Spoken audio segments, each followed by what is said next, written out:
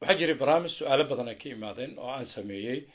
barnaamijkaasoo ku saabsanaay in ChatGPT ama artificial intelligence inay aad kaga fiican yihiin soo saaridda ama fahamka qofka cudurka hayo oo ChatGPT marka aad ku qortid laga yaabo inuu ku siiyo exactly cudurka ku hayo meesha dhakhtarka ay muddo ku qaadanayso arrintaas su-aalo badan ka imaaday video yaran ka sameeyey sida loo baaro oo af Soomaali ah dad fara badan maba yaqaanaanba waxa ChatGPT iyo wax loo isticmaalo dadka qaar way yaqaanaan oo in lagu kalsoonaan karo su-aal ay keeneen ChatGPT information wuxuu ka keenaa matalan marka dhaqaale ay weydiisid website-yada dhaqaalaha ka soo ururiya af Soomaali kugu tarjumaa malaha asaga meel oo mataqaana dad meel u fadhiyo oo ku jawaabayo waa software loogu talagalay su-aasha weydiisid inuu kaaga jawaabo jawaabaha uu soo raadinaa uu keenaa af Soomaali uu ku jiraa waa ku weydiin kartaa marka video waxa uu talagalay dadka aanan fahamsanayn sida afka Soomaaliga loogu raadiyo markii la daawo sida wax looga baaro ama sida loogu qoro af Soomaali ChatGPT xanuunka ku haay iyo jawaabaha ku siinayo waa sida ugu fudud ee su'aal loo weydiin karo waxaan weydiiyey ChatGPT garabka ee xanuuna marka su-aashaas camal markaa weydiisad wuxuu kaaga baahan yahay information badan wax badan inaad u sheegtid asaana su-aali doono ina weydiin doono waa ka xumowdhaa inaa xanuunsan tahay laakiin wuxuuna weydiiyey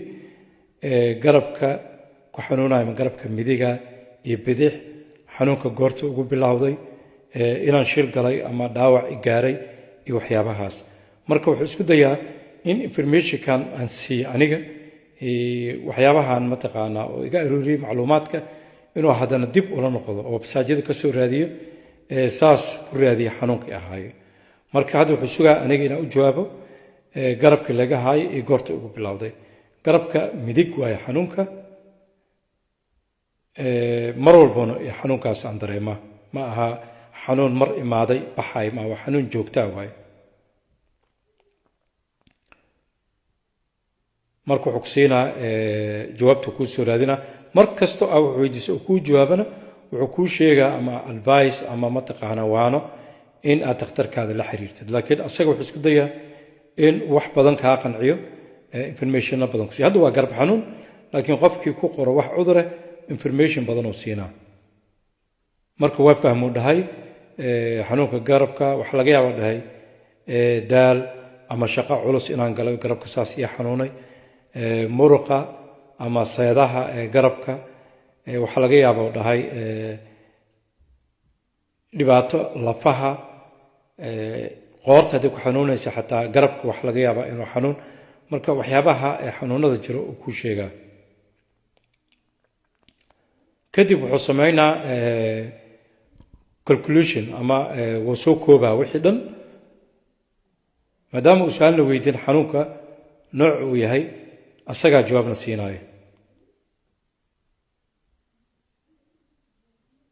waxyaabaha isku dayi kartid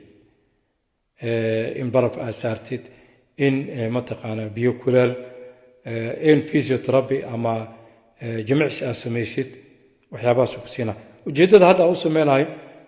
ani hadda cudur ma weydiin garab yar oo xanuunayaan weydiiyey laakiin markii aad weydiisid waxyaaba caafimaad ama daawo lagu qoray ima waxyaabahaas uu kuu sheegaa marka waana muhiim qofka mataqaanaa at least inuu yaqaan sida wax loo weydiiyo barnaamijkan waxa ugu talagal keliya waxa waaye dadka see Soomaali loogu weydiinaa see ku sheegaa ChatGPT wuxuu ka raadinaa website-yada caalamka dhan kadib af Soomaaliga kugu soo turjumaa xanuunkii ku hayay intaas waa macnaha inta laga faa'iiday dhaqaatiirtan waxa laga yaabaa marka aad tagtay dhakhtarka inuu wax weydiiyo asaga xataa hadda waxaan weydiinaynaa madax xanuun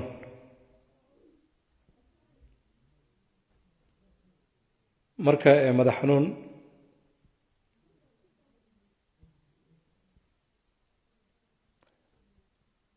mararka qaar madaxa ayaa xanuuna kadib asaga ku jawaabaya ku siinaya at least waxaan ugu talagalay qofka inuu fahmo sida wax loo weydiiyo GP-yada ama dhaqaatiirta hadda way isticmaalaan waxa laga yaabaa markuu kaa dhageysto waxa dhahdo dhan inuu computer ku jeesto ama Google ku qoro ama ChatGPT ku qoro marka information kan only waxa ugu talagalay information kaliya thank you very much